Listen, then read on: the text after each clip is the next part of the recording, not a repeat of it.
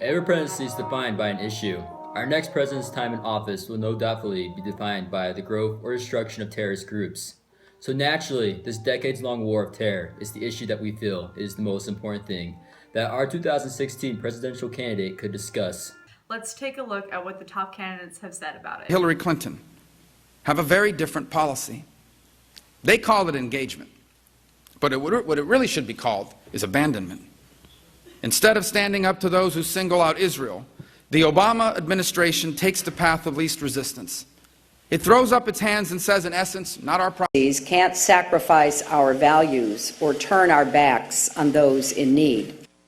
Therefore, we must choose resolve, and we must lead the world to meet this threat.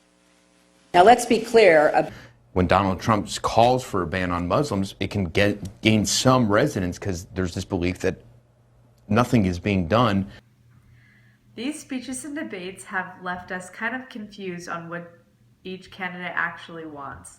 So we narrowed it down to one statement from each candidate. If Obama, through his weakness, lets them come in, I'm sending them back if I win. To bring them here under these circumstances is a suspension of intellect. What the magic number is, I don't know, because we don't know the extent of the problem. But I certainly think that the United States should take the responsibility that it owes. I said we should go to 65, and by that I meant 65,000. But only if we have as careful a screening and vetting process as we can imagine.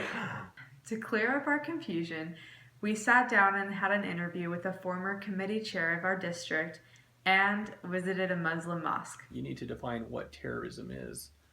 I think far too often we watch the news and you think it's all these radical, extreme, religious groups like Islam and whatnot that are doing these terrorist acts. But I think if you watch the news a little closer, it's more than just that. Terrorism includes people who might go into a school and cause harm to individuals. It's kind of a hot question right now, and the reason why all the candidates are addressing it is because it's a very real issue right now. The San Bernardino terrorist act that happened a couple weeks ago, and I think it was, there's different candidates that think, that maybe think more extreme than others. Donald Trump, for example, he was stating that maybe we shouldn't let any of the Islamic people come into our country. I think that's pretty extreme, and I probably don't side with that 100%, but I think that, if we are going to let them in our country, we need to do background checks and have them jump through some.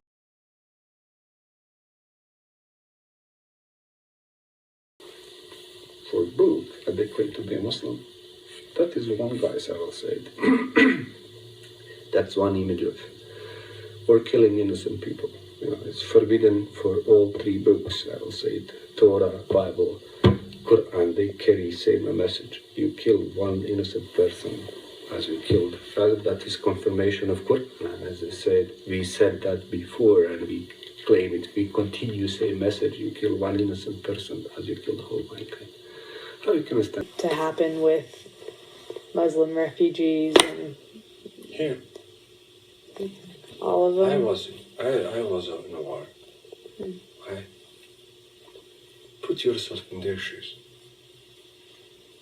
Nothing else.